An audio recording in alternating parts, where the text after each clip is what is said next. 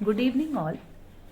Last video में हमने सीखा था कि हाइड्रोकार्बन्स क्या होते हैं और हाइड्रोकार्बन्स कितनी तरह के होते हैं, और हमने ये भी जाना कि कैसे अगर हमारे पास जनरल फॉर्मूला दे रखा हो तो कैसे हम क्वेश्चंस को सॉल्व कर सकते हैं।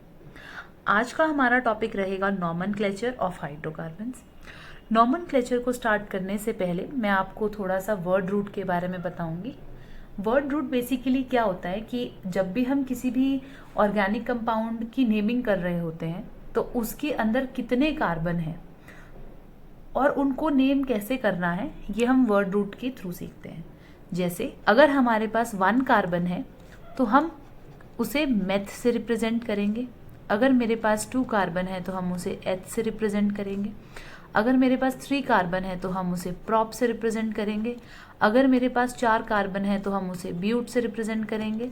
अगर हमारे पास 5 कार्बन है तो हम उसे पेंट से रिप्रेजेंट करेंगे। अगर मेरे पास 6 कार्बन है तो हम उसे हेक्स से रिप्रेजेंट करेंगे। अगर मेरे पास 7 कार्बन है तो हम उसे हेप्ट से रिप्रेजेंट करेंगे। और अगर 8 है तो हम इसे किससे रिप्रेजेंट करेंगे, ऑक्ट से। एंड अगर 9 है तो नोन, एंड 10 है तो डेक। ठीक है बेटा, तो आपको ये पता होना चाहिए कि अगर मेरे ऑर्गेनिक कंपाउंड में 1 कार्बन है तो हम उसे मेथ से रिप्रेजेंट करेंगे और सो ऑन, ऐसे हम जो मैंने आपको अभी लिखवाया है उसके अकॉर्डिंग करेंगे। अब हम देखते हैं नॉमेनक्लेचर ऑफ, सबसे पहले हम देखते हैं नॉमेनक्लेचर ऑफ एल्कीन। अगर हम बात करें एल्केन्स की तो मैंने आपको क्या बताया था कि हाइड्रोकार्बन बेसिकली 3 तरह का होता है। सबसे पहली टाइप थी हमारी एल्केन्स। ठीक है, तो अगर हम बात करें एल्केन्स की तो एल्केन्स होते कौन है, कौन से तरह के हाइड्रोकार्बन्स होते हैं? ये वो हाइड्रोकार्बन्स होते हैं जिनके अंदर कार्बन और कार्बन के बीच में कौन सा बॉन्ड होता है, सिंगल बॉन्ड होता है। कार्बन और कार्बन के बीच में सिंगल बॉन्ड प्रेजेंट होता है, या फिर कार्बन जो है वो सारे बॉन्ड्स कैसे बनाता है, सिंगल बॉन्ड्स बनाता है। ठीक है, बेसिकली एल्केन्स वो हाइड्रोकार्बन्स होते हैं जिनके अंदर कार्बन सिंगल बॉन्ड फॉर्म करता है। ठीक है, तो अगर हम बात करें इसके फर्स्ट मेंबर की, तो इसके फर्स्ट मेंबर का अगर हम स्ट्रक्चर बनाएं जिसके अंदर सिर्फ 1 कार्बन होगा तो इसका फर्स्ट मेंबर कैसे होगा, ऐसे होगा। और इनके साथ हाइड्रोजन्स को अगर हम जोड़ दें, क्योंकि हमने पढ़ा था हाइड्रोकार्बन्स वो कंपाउंड्स होते हैं जिनके अंदर कार्बन किसके साथ बॉन्ड बना रहा होता है, हाइड्रोजन के साथ कंबाइंड फॉर्म में बॉन्ड बना रहा होता है, उसे हम हाइड्रोकार्बन्स बोलते हैं। तो पहला हाइड्रोकार्बन है बेटा, अगर हम बात करें एल्केन की, तो एल्केन का फर्स्ट मेंबर कौन है, मीथेन। अब इसका नाम मीथेन कैसे हुआ, आप देख सकते हो यहाँ पे कितने कार्बन है, 1 कार्बन। तो 1 कार्बन को मैंने क्या लिखवाया था, मेथ। ठीक है, और आप देखो सबके अंदर क्या कितने बॉन्ड है, सिंगल बॉन्ड है, तो आप लास्ट में लिख दोगे एन। ठीक है, तो एन ये रिप्रेजेंट करेगा, ए एन ई ये रिप्रेजेंट करेगा कि आपके पास ये जो कार्बन है उसके अंदर कौन से बॉन्ड है, सिंगल बॉन्ड है। तो मेथ रिप्रेजेंट कर रहा है 1 कार्बन को और एन रिप्रेजेंट कर रहा है सिंगल बॉन्ड को। और अगर आपसे कोई पूछे कि इसका फॉर्मूला क्या है, तो इसका जो फॉर्मूला है वो CH4 है, मॉलिक्यूलर फॉर्मूला CH4, हम इसे बोलते हैं मीथेन। ठीक है, अगर हम बात करें इसके सेकंड मेंबर की, तो सेकंड मेंबर वो होगा जिसके अंदर कितने कार्बन होंगे, 2 कार्बन होंगे। ठीक है, तो अब हमें पता है कि 1 कार्बन कितने बॉन्ड बना सकता है, 4 बॉन्ड बना सकता है। क्यों बना सकता है, क्योंकि वो टेट्रावेलेंट है नेचर में। तो अब आप देखो 1 कार्बन जब एक दूसरे कार्बन के साथ सिंगल बॉन्ड से अटैच्ड है तो अब यहाँ पे कितने हाइड्रोजन्स होंगे, तो इसके पास कितने हाइड्रोजन्स होंगे, 3 हाइड्रोजन्स होंगे। एक तो ये कार्बन के साथ बना रहा है, तो 1 बॉन्ड ये हो गया, 2 3 4, और कार्बन हमेशा 4 बॉन्ड ही बना सकता है। तो यहाँ पे हमारे पास कितने हाइड्रोजन्स आ गए, इस कार्बन पे 3 हाइड्रोजन्स आ गए। सेम ऐसे ही इस कार्बन पे भी कितने हाइड्रोजन्स आ जाएंगे, 3 हाइड्रोजन्स आ जाएंगे। तो इसे हम क्या बोलेंगे, एथ मीन्स 2 कार्बन, तो और लास्ट में क्या लग जाएगा, एन, जहां पे एथ रिप्रेजेंट कर रहा है 2 कार्बन को और एन रिप्रेजेंट कर रहा है इन सिंगल बॉन्ड्स को। और अगर आपसे कोई पूछे इसका मॉलिक्यूलर फॉर्मूला क्या होता है, तो इसका मॉलिक्यूलर फॉर्मूला होता है C2H6। अच्छा, इसको लिखने का कैसे तरीका है, मॉलिक्यूलर फॉर्मूला कैसे लिखते हैं? मॉलिक्यूलर फॉर्मूला में कुछ नहीं है, नंबर ऑफ कार्बन्स काउंट कर लीजिए, नंबर ऑफ हाइड्रोजन काउंट कर लीजिए, मॉलिक्यूलर फॉर्मूला बन जाएगा। ठीक है बेटा, तो अब हम बात करें इसके सेकंड मेंबर की, तो सेकंड मेंबर वो होगा जिसके अंदर कितने कार्बन होंगे, 2 कार्बन। तो 1 कार्बन जब एक दूसरे कार्बन के साथ सिंगल बॉन्ड से अटैच्ड है तो अब यहाँ पे कितने हाइड्रोजन्स होंगे, 3 हाइड्रोजन्स होंगे। तो आई होप आपको ये समझ आ गया होगा। अब हम चलते हैं नेक्स्ट हाइड्रोकार्बन की तरफ, नेक्स्ट टाइप ऑफ हाइड्रोकार्बन की तरफ, जिसको हम बोलते हैं एल्कीन्स। तो एल्कीन्स कौन होते हैं?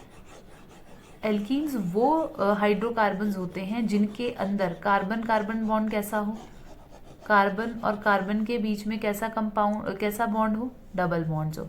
तो alkene second type of hydrocarbon होती है जिसके अंदर कार्बन कार्बन कैसा बॉन्ड होता है बेटा, डबल बॉन्ड होता है।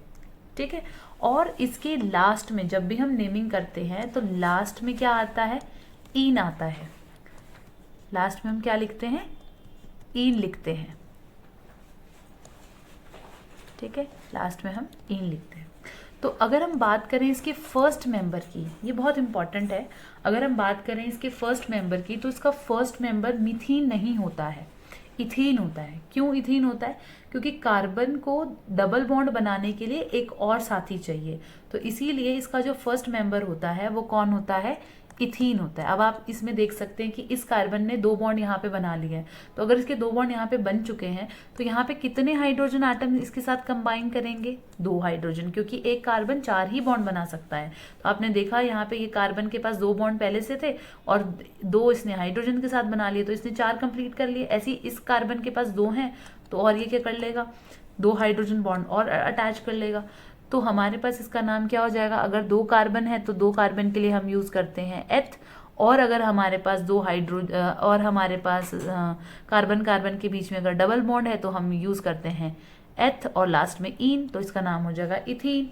ठीक है, और अगर हम आपसे पूछें कि इसका फॉर्मूला क्या होगा, स्ट्रक्चरल फॉर्मूला, तो इसका फॉर्मूला होगा C2 और टोटल नंबर ऑफ हाइड्रोजन कितने हैं, 4, तो इसका स्ट्रक्चरल फॉर्मूला हो जाएगा C2H4, सॉरी मॉलिक्यूलर फॉर्मूला। तो ऐसे ही अगर हम इसके दूसरे कंपाउंड की बात करें तो इसका दूसरा कंपाउंड कैसे हो जाएगा, ये हम इसको ऐसे ड्रॉ करेंगे।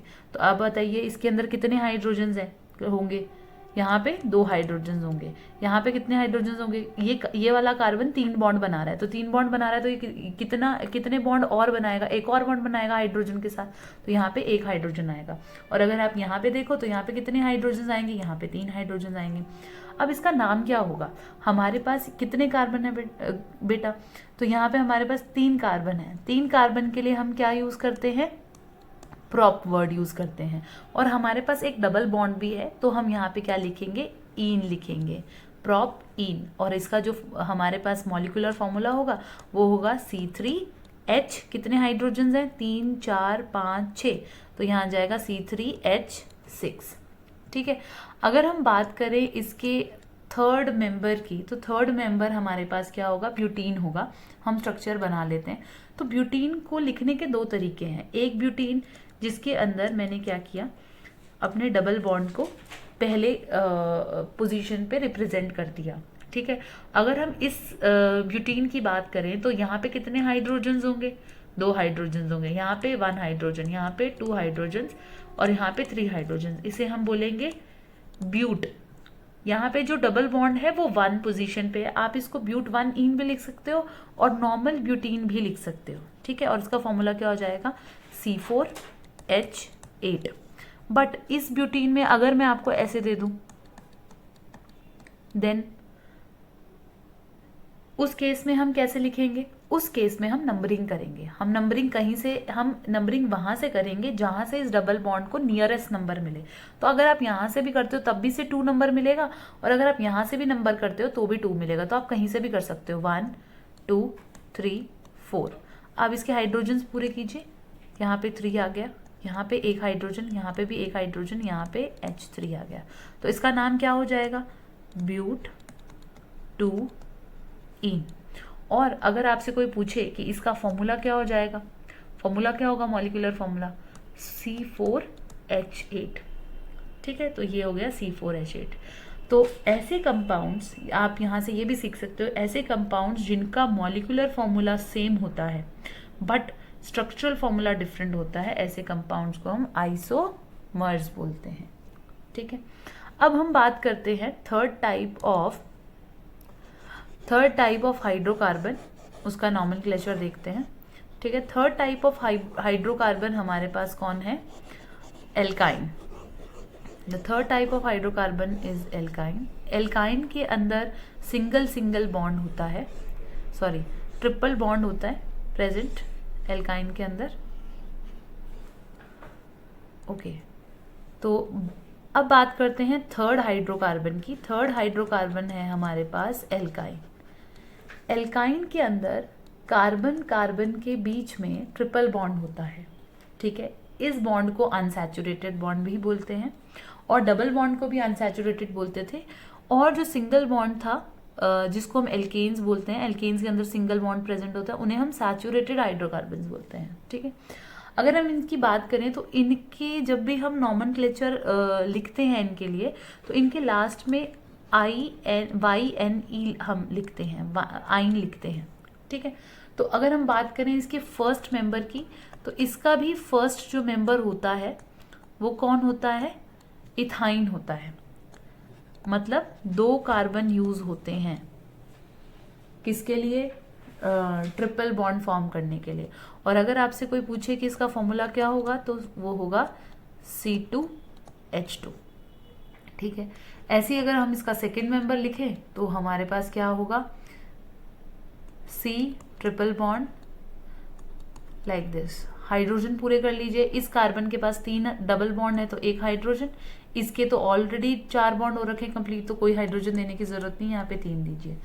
अब कितने कार्बन है? 3 है, तो 3 के लिए हम यूज करेंगे प्रोप। और अगर हमारे पास ट्रिपल बॉन्ड है तो हम लास्ट में क्या यूज करेंगे? आइन। फॉर्मूला क्या हो जाएगा? C3H, देखिए C3H4। अगर हम बात करें थर्ड इसके हाइड्रोकार्बन की, कार्बन कंपाउंड की, तो यहाँ पे आ जाएगा C ट्रिपल बॉन्ड। तो अगर हम इसमें हाइड्रोजन पूरे करें तो यहाँ पे ये आएगा, यहाँ पे CH2 आएगा, यहाँ पे CH3। तो इसका नाम क्या हो जाएगा? ब्यूट आइन। और फॉर्मूला C4H5 6, ठीक है। तो आज हमने नॉमेनक्लेचर सीखा हाइड्रोकार्बन्स का, कि कैसे हम एल्केन, एल्कीन, एल्काइन के लिए अगर हमें जनरल कोई पूछ ले कि इसका स्ट्रक्चर क्या होगा, इसका मॉलिक्यूलर फॉर्मूला क्या होगा, तो कैसे नेमिंग करेंगे। तो आज हमने इस वीडियो में ये सीखा। अब नेक्स्ट वीडियो में हम प्रेपरेशन करेंगे हाइड्रोकार्बन्स की, कि कैसे एल्कीन, एल्काइन और एल्केन, एल्कीन, एल्काइंस की प्रिपरेशन होती है। उसके बाद हम इनकी केमिकल प्रॉपर्टीज़ पढ़ेंगे